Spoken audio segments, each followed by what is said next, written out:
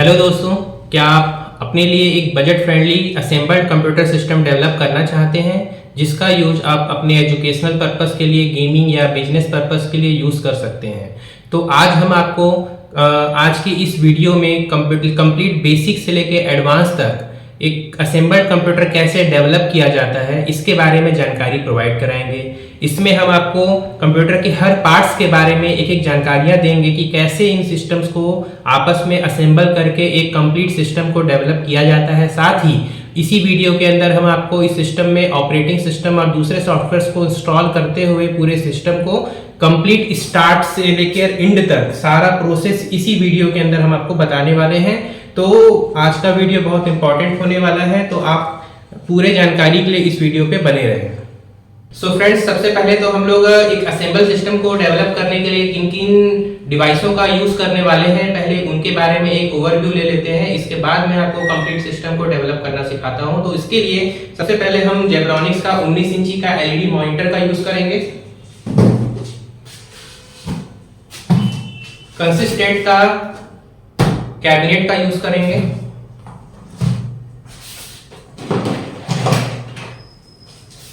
जेब्रॉनिक्स का S61 motherboard, इसका हम लोग यूज कर रहे हैं।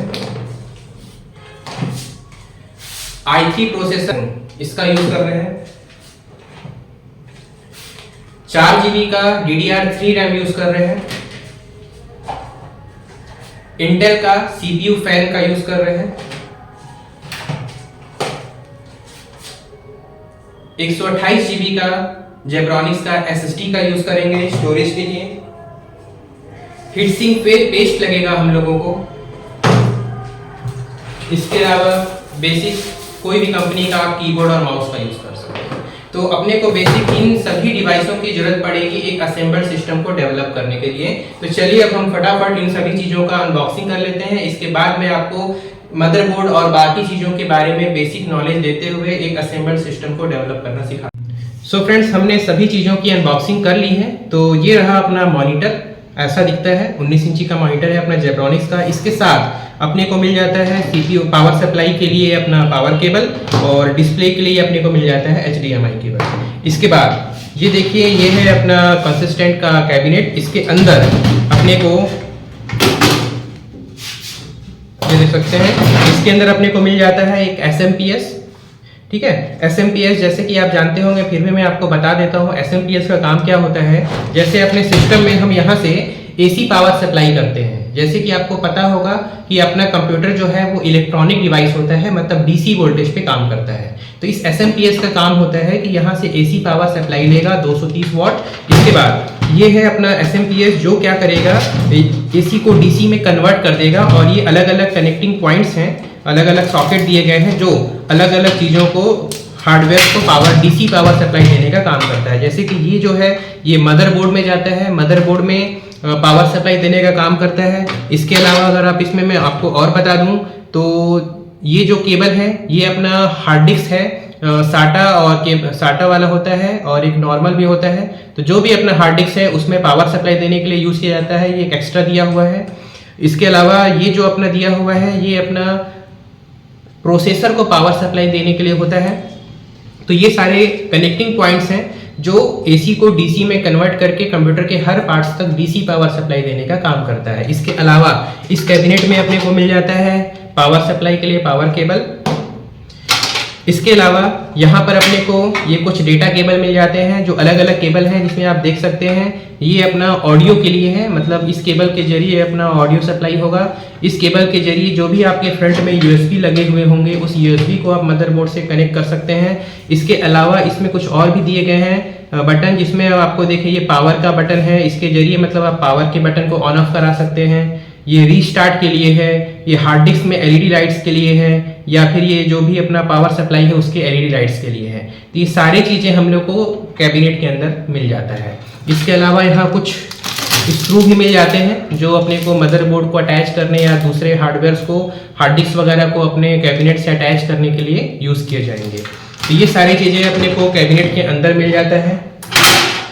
इसके अलावा ये देखिए, ये रहा अपना मदरबोर्ड। मदरबोर्ड को मैं आपको डिटेल में दिखाना चाहता था, इसलिए मैं आपको अभी कंप्लीट चीज़ें दिखा रहा हूँ। ये देखिए, ये अपने को मिल जाता है, ये अपना कैबिनेट के अंदर लगता है, ये अपना सॉकेट कवर है।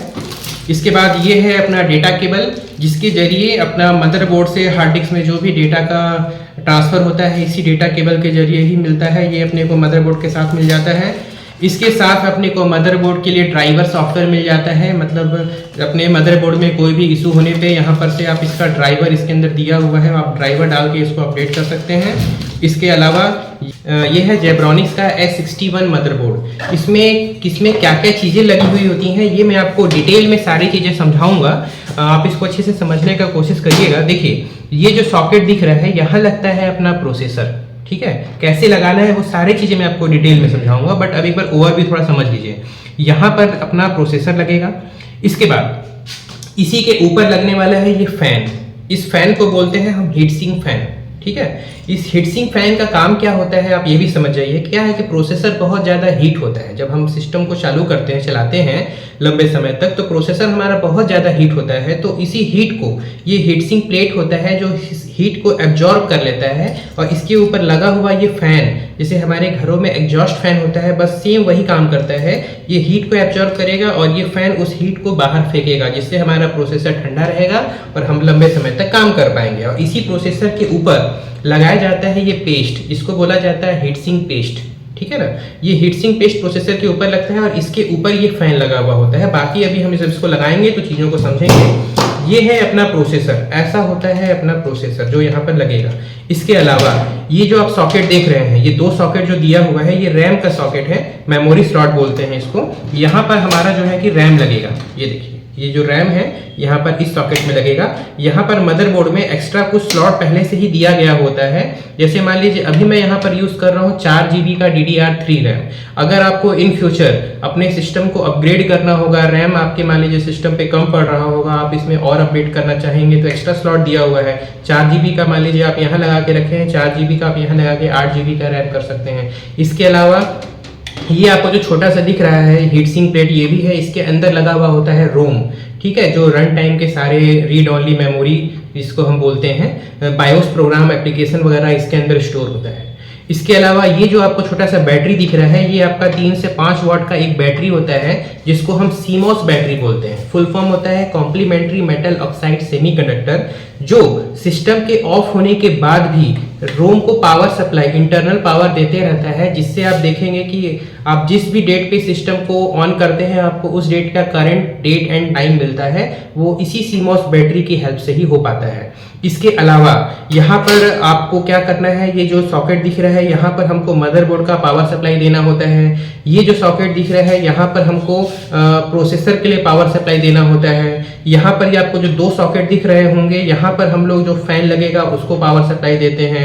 इसके अलावा यहाँ पर जो आपको कुछ फैन वगैरह दिख रहे होंगे, तो अगर आप यहाँ पर मदरबोर्ड में आपको बहुत छोटे अक्षरों में लिखा हुआ होता है, अगर आप यहाँ पर ध्यान से देखेंगे तो यहाँ पर लिखा हुआ है USB।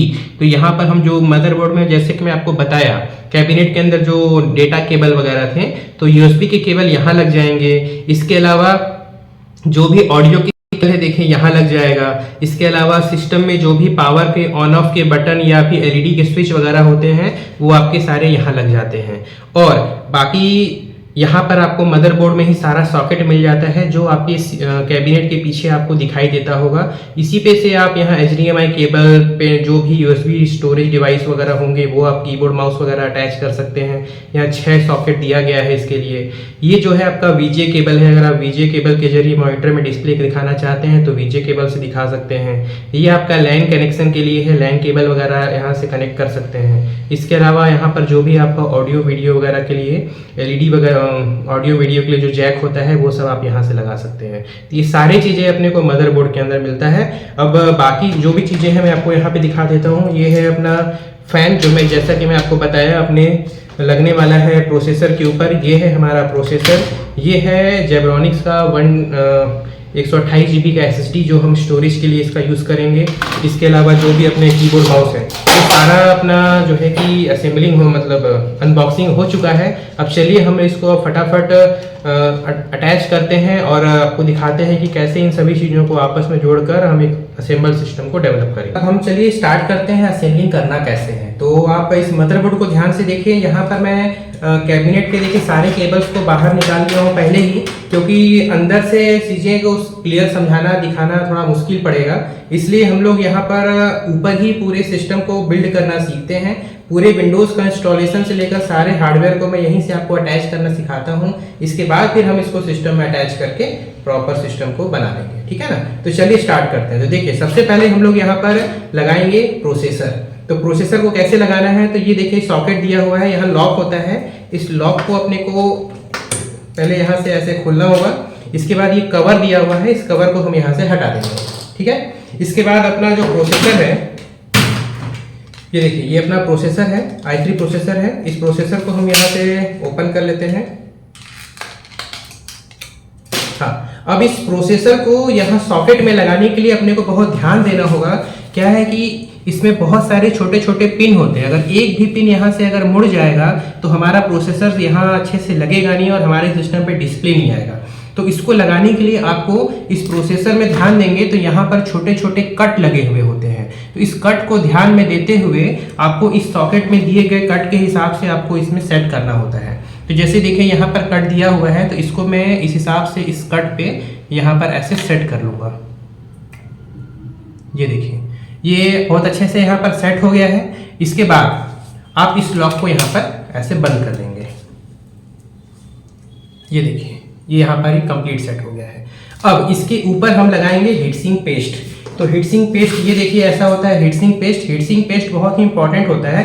क्या है, प्रोसेसर बहुत ज़्यादा हीट होता है, तो इस हीट को ये जो CPU फैन है इस पे जो लगा हुआ अपना हीटसिंक प्लेट है, ये पेस्ट क्या करता है, उसको हीट को इसमें एब्जॉर्ब कराने पे हेल्प करता है। इसलिए यहाँ पर हीटसिंक पेस्ट अपने को लगाना होता है।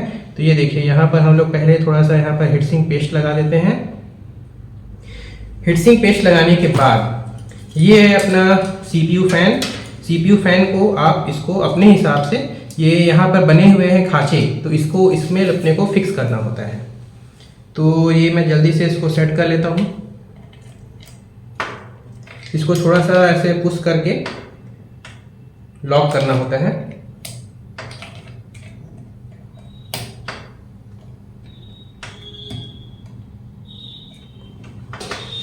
तो ये देखिए ये लॉक हो चुका है, ये आप देख सकते हैं ये पूरा लॉक हो चुका है। इसके बाद अब बात रहा ये जो अपना CPU फैन है, इसको हम पावर सप्लाई कैसे देंगे। तो इसको पावर सप्लाई देने के लिए देखिए यहाँ पर मदरबोर्ड में दो जगह दिया हुआ है इसका सॉकेट। एक देखिए आप यहाँ पर दिया हुआ है, ये 3 पिन का दिख रहा होगा, और एक आपको यहाँ पर दिख रहा है। तो आप अपने ज़रूरत के अनुसार जो आपको सही लगे सुविधा के हिसाब से आप इसको कहीं भी लगा सकते हैं। यहाँ पर आप इस चीज़ को देखेंगे, यहाँ पर भी बना हुआ है सॉकेट का कैसे लगाना है पिन। तो आप इसी चीज़ को देखते हुए यहाँ पर इस सॉकेट को अटैच कर लेंगे। मैं इसको यहाँ से अटैच कर लिया, ठीक है। इसके बाद हम लोग यहाँ पर लगाएंगे रैम। ये देखिए अपना 4 GB का DDR3 रैम है। इस DDR3 रैम को भी लगाने के लिए यहाँ पर अपने को 2 सॉकेट मिल जाता है। तो आप जो भी सॉकेट आप में लगाना होगा, मैं फर्स्ट सॉकेट में ही इसको अटैच कर देता हूँ। यहाँ पर लग जाएगा अपना रैम।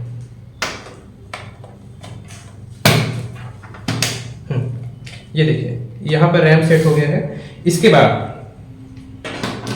अब इसको हम लोग पावर सप्लाई देते हैं। पावर सप्लाई देने के लिए ये देखिए ये है अपना SMPS से आता है केबल। इसको हम लोग मदरबोर्ड में यहाँ पर लगाएंगे। ये देख सकते हैं ये वाला जो सॉकेट है इसमें भी दिया होता है। ये देखिए यहाँ पे एक लॉक दिया हुआ है और इसमें भी यहाँ एक लॉक दिया हुआ है। तो इस चीज़ को ध्यान में देते हुए यहाँ पर अपने को इसको लगाना होता है। ये लग गया। इसके बाद नेक्स्ट आता है आपका ये हार्ड डिस्क है। देखिए ये आपका SSD है। स्टोरेज के लिए हम लोग इसका यूज़ कर रहे हैं। हमारा जो ऑपरेटिंग सिस्टम या जो भी प्रोग्राम वगैरह है इसी के अंदर अपना स्टोर होगा। तो इसको कैसे अटैच करेंगे, तो इसको अटैच करने के लिए देखिए मदरबोर्ड में यहाँ पर कुछ सॉकेट दिया गया है। ये 3 सॉकेट दिया हुआ है। आप इसमें से किसी भी सॉकेट का यूज़ कर सकते हैं। तो मैं यहाँ पर किसी भी एक सॉकेट में ये डेटा केबल अटैच कर देता हूँ और ये दूसरा जो डेटा केबल है ये लग जाएगा आपके SSD में। तो यहाँ पर इसको ये देखिए ये ऐसा अटैच हो गया। इसके बाद अब बात रहा, अब इसको भी पावर सप्लाई देना होगा। तो इसको पावर सप्लाई देने के लिए ये देखिए यहाँ पर दिया हुआ है सॉकेट, ठीक है ना। तो इस ये वाले सॉकेट को हम यहाँ पर अटैच कर देंगे। ये देखिए, इसमें सभी में लॉक दिया होता है, तो उस चीज़ को देखते हुए हमको यहाँ पर इसको लगाना होता है। ये देखिए, ये ऐसा लग गया। अब नेक्स्ट, अब ये जो हमारा प्रोसेसर लगा हुआ है, इस प्रोसेसर को भी अपने को पावर सप्लाई देना होगा। तो पावर सप्लाई देने के लिए ये जो दिया हुआ है SMPS से अपना सॉकेट आया हुआ है, इसको आप मदरबोर्ड में देखेंगे तो यहाँ पर जस्ट होता है पावर सप्लाई के लिए सॉकेट, तो यहाँ पर हम इसको अटैच कर देंगे। ये देखिए, ये लग गया। इसके बाद नॉर्मली बाकी जो कीबोर्ड माउस वगैरह है, इसको हम लोग यहाँ से अटैच कर लेते हैं मदरबोर्ड से। यहाँ पर ये सारे सॉकेट आप देख सकते हैं। यहाँ पर हम लोग किसी भी सॉकेट में ये माउस अटैच हो गया है, कीबोर्ड अटैच कर लेते हैं। ये हो गया। इसके बाद ये है VGA केबल।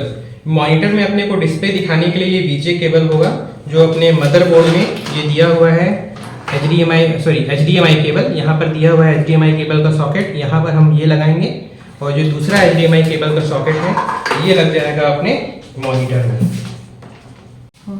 सो फ्रेंड्स, हम लोग अपने हिसाब से यहाँ पर सारी चीज़ों को सेट कर लिए हैं। एक बार मैं आपको यहाँ दिखा दूँ। देखिए, अपना प्रोसेसर लग गया है, इसके ऊपर अपना CPU फैन लग गया है, और यहाँ पर अपना रैम लग गया है। यहाँ पर पावर सप्लाई के लिए देखिए, यहाँ पर मदरबोर्ड में सॉकेट केबल लगा चुके हैं। यहाँ पर हम लोग ये CPU फैन को पावर सप्लाई दे चुके हैं, यहाँ से हम प्रोसेसर को पावर सप्लाई दे दिए। डेटा ट्रांसफर करने के लिए डेटा केबल लगा दिए हैं। ये अपने SSD में भी पावर सप्लाई दे दिए हैं डेटा स्टोरेज के लिए। इसके बाद यहाँ से अपना कीबोर्ड माउस जो भी है, अपना कीबोर्ड माउस और मॉनिटर में VGA cable, power supply display के लिए HDMI केबल, ये सारी चीज़ों को अटैच कर चुके हैं। अब चलिए हम लोग इस सिस्टम को स्टार्ट करके एक बार देखते हैं कि जो भी चीज़ें हैं वो सारे प्रॉपर वे में लगी हैं कि नहीं, कोई प्रॉब्लम तो नहीं शो कर रहा है अपने को। तो पावर सप्लाई देते हैं और स्टार्ट करते हैं। तो देखिए, अभी तो हम लोग यहाँ पर स्टार्ट स्विच और स्टॉप स्विच, रीस्टार्ट स्विच वगैरह अटैच नहीं किए हैं, USB वगैरह सारा कुछ अटैच नहीं किए हैं। तो अभी हम लोग यहाँ से शॉर्ट करके स्टार्ट कर रहे हैं। इसके बाद मैं आपको फाइनली जब सिस्टम को इसमें अटैच करेंगे ना, तो फिर मैं आपको केबल्स वगैरह भी लगाना इसमें सिखा दूंगा। तो यहाँ पर देखिए, जो स्टार्ट बटन होता है, यहाँ पर जो 2 पिन से स्टार्ट होता है, बस आपको कोई भी टेस्टर के जरिए, किसी भी चीज़ के जरिए आपको बस यहाँ पर वो दोनों पॉइंट्स को ज्वाइंट करना होता है। और ये देखिए, आपका सिस्टम स्टार्ट हो गया है। देखते हैं, ये देखिए, अब डिस्प्ले भी आ चुका है, जेब्रॉनिक्स का दिखा रहा है मदरबोर्ड। और यहाँ पर आप देख सकते हैं कि अभी हमारे कंप्यूटर में ऑपरेटिंग सिस्टम इंस्टॉल नहीं है। तो यहाँ पर बूट डिवाइस एरर दिखा रहा है। तो यहाँ पर अब अपने को करना क्या है, तो यहाँ पर हम अपने सिस्टम पे विंडोज इंस्टॉल करेंगे। इसके लिए मैं विंडोज 7 का पेन ड्राइव में बूटेबल बना चुका हूँ, ठीक है ना। पेन ड्राइव बूटेबल कैसे बनाते हैं, तो वो आप मैं वीडियो के जरिए आपको पहले भी बता चुका हूँ। बाकी मैं उसका वीडियो आपको इसमें डिस्क्रिप्शन में लिंक कर दूंगा, तो आप वहाँ से देख सकते हैं कि पेन ड्राइव को कैसे बूटेबल पेन ड्राइव बना सकते हैं। तो अपना पहले से बूटेबल पेन ड्राइव बना हुआ है। तो चलिए अब सिस्टम से अटैच करते हैं और सिस्टम को विंडोज़ के अपना विंडो 10 ऑपरेटिंग सिस्टम को इंस्टॉल करते हैं। तो इसके लिए बेसिक हम क्या करेंगे, तो जो भी अपना USB का कनेक्टर है मदरबोर्ड में, इससे पेन ड्राइव को अटैच कर लेते हैं। पेन ड्राइव को अटैच करने के बाद सिस्टम को एक बार रीस्टार्ट कर लेते हैं।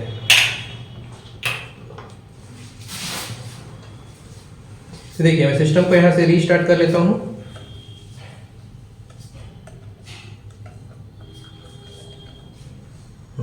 ये देखिए, अपना सिस्टम स्टार्ट हो चुका है। और अपने को कीबोर्ड से यहाँ पर देखिए, और यहाँ पर अपने को बूट मेन्यू दिखाने लगा, ठीक है। सिस्टम जैसे स्टार्ट किए, फिर अपने को बूट मेन्यू दिखाने लगा कि आपको किस चीज़ से बूट करना है। तो यहाँ पर देखिए, सिंपली कुछ ऑप्शंस आ गए हैं। तो अपने को अभी क्या करना है कि अपने सिस्टम को पेन ड्राइव से फॉर्मेट करना है, पेन ड्राइव से विंडोज इंस्टॉल करना है। तो ये देखिए, अपना HP का पेन ड्राइव लगा हुआ है, तो यहाँ दिखा रहा है। तो नॉर्मली कीबोर्ड में जो एरो की होता है, इससे अपने जो भी USB बूटेबल डिवाइस होगा, उस बूटेबल डिवाइस को सेलेक्ट करना होगा। तो अपना जैसे HP का पेन ड्राइव है, तो यहाँ हम HP पेन ड्राइव सेलेक्ट किया और कीबोर्ड से इंटर बटन प्रेस करेंगे, और ये देखिए अपना विंडोज लोड होना स्टार्ट हो गया है। बाकी विंडोज इंस्टॉल होने में लगभग 15 से 20 मिनट का समय लगता है। तो इसको मैं आपको थोड़ा फास्ट फॉरवर्ड करके दिखाता हूँ।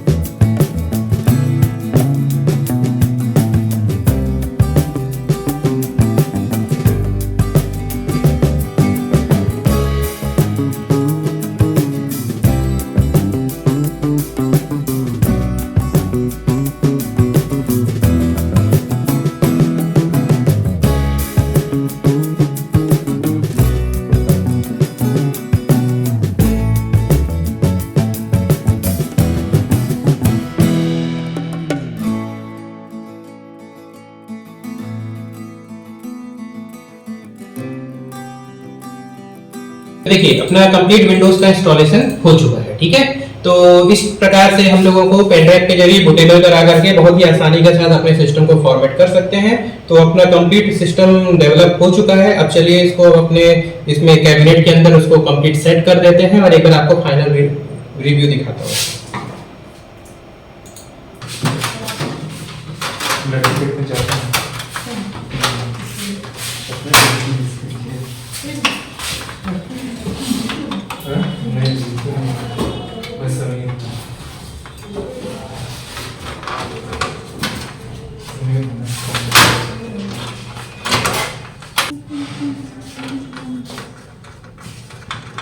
सो फ्रेंड्स देखिए यहाँ पर सॉकेट दिया हुआ होता है नट का, उसमें हम लोग मदरबोर्ड को इसमें फिट कर दिए हैं और ये बाहर में ही आपका जो सॉकेट का प्लेट था ये लगा करके ये देखिए बाहर से कुछ इस टाइप से दिखाई देगा, ठीक है ना। अब हम लोग बाकी सभी चीज़ों को भी इसमें सेट कर लेते हैं।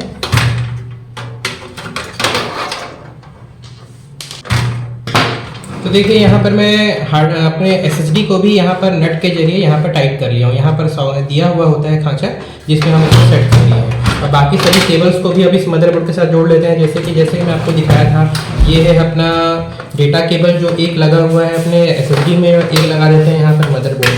इसके बाद ये देखिए ये पावर केबल जैसे कि मैं आपको दिखाया था, ये अपना एसएमपीएस में आया हुआ है, इसको हम लगा देते हैं यहाँ पर मदरबोर्ड में।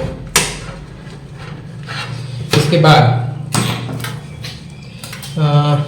ये है अपना प्रोसेसर के लिए सॉकेट जिसके जरिए हम प्रोसेसर को पावर सप्लाई देते हैं। तो जो मैं आपको कनेक्टिंग पॉइंट दिखाया था, यहाँ पर हम इस सॉकेट के अंदर इसको अटैच कर देते हैं। इसके बाद अब बात रहा इन केबल्स का, ठीक है। तो इन केबल्स को देखिए यहाँ पर पूरा ये स्लॉट बना हुआ है, इसको आप पिन को देख के भी बहुत ही आसानी के साथ जान सकते हैं कि ये कहाँ लगना है। इस पर लिखा भी हुआ है, देखिए ये यूएसबी केबल है और ये है आपका ऑडियो केबल। तो ये जो यूएसबी केबल है आप इस मदरबोर्ड में देखेंगे तो यहाँ पर आपको यूएसबी के लिए पिन दिख जाएगा। इस पिन से इसको मैच करते हुए आप इसको बहुत ही आसानी के साथ लगा सकते हैं।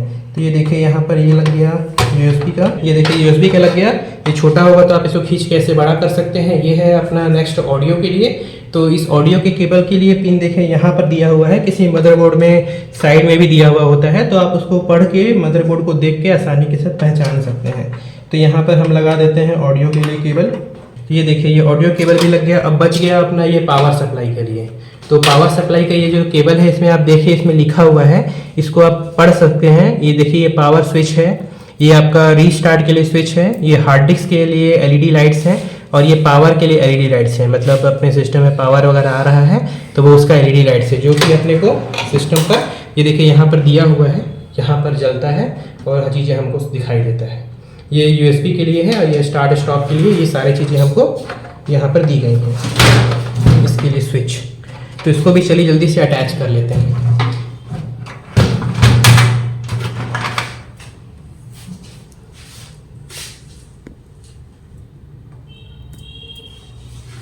ये देखिए मैं सारी चीज़ें इसमें लगा चुका हूँ, ठीक है ना।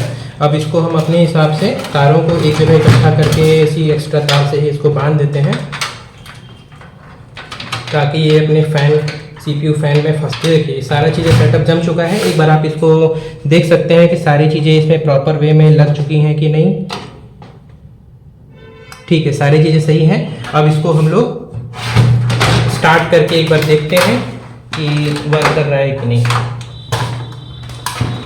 यहाँ पर मैं सारे HDMI केबल, कीबोर्ड माउस वगैरह सारे चीज़ों का केबल यहाँ से अटैच कर लेता हूँ। उसके बाद अब इसको स्टार्ट करते हैं। स्टार्ट करने के लिए देखिए यहाँ पर दिया हुआ है पावर बटन। तो ये पावर बटन को ऑन करेंगे है। ये देखिए ये सारी चीज़ें यहाँ पर लाइट जल गई हैं और ये सब अपना फंक्शनिंग है। ये देखिए अपना सिस्टम स्टार्ट हो गया है। तो फ्रेंड्स देखिए अपना सिस्टम स्टार्ट हो चुका है। सिस्टम का पूरा असेंबलिंग कंप्लीट हो गया है। अब बस हम इसको पैकिंग कर देते हैं। आपको साइड से यहाँ पीछे से दिखा देते हैं। ये देखिए यहाँ पर ये सॉकेट दिख रहा है जो मदरबोर्ड में आपको शो कर रहा था। सारी चीज़ें देखिए, पावर केबल, ये अपना HDMI केबल हो गया जो अपने मॉनिटर में डिस्प्ले के लिए है, कीबोर्ड माउस है। इसके अलावा जो भी और दूसरे डिवाइस होंगे आप यहाँ से अटैच कर सकते हैं। और ये देखिए अपना पूरा कंप्लीट सिस्टम असेंबल होकर के ऐसे रेडी हो गया है। और इसको बस हम लोग पैक कर देते हैं। तो फ्रेंड्स ये रहा अपना कंप्यूटर सिस्टम का पूरा असेंबलिंग का वीडियो जिसमें मैंने आपको बेसिक से लेके कंप्यूटर के हर पार्ट्स को के बारे में बताया, सिस्टम को कैसे असेंबल करके आप बना सकते हैं, एक असेंबलिंग का सिस्टम वो बताया, कैसे विंडोज ऑपरेटिंग सिस्टम इंस्टॉल करके अपने पूरे सिस्टम को स्टार्ट कर सकते हैं। यहाँ तक का पूरा कंप्लीट प्रोसेस में आपको इस वीडियो के अंदर मिल जाएगा। वीडियो थोड़ा लंबा हो गया है, लेकिन आपको इसके जरिए बहुत चीज़ें सीखने को मिली होंगी। सो फ्रेंड्स, आई होप आपको आज का ये वीडियो बहुत अच्छा लगा होगा। अगर आपको वीडियो आज का अच्छा लगा तो हमारे वीडियोस को ज़्यादा से ज़्यादा लाइक करिए। अगर आपने हमारे चैनल को सब्सक्राइब नहीं किया है तो टेक्निकल नोट्स को सब्सक्राइब भी कर लीजिए, साथ ही बेल आइकॉन को भी प्रेस कर लीजिए ताकि आपको आने वाले वीडियोस का नोटिफिकेशन मिल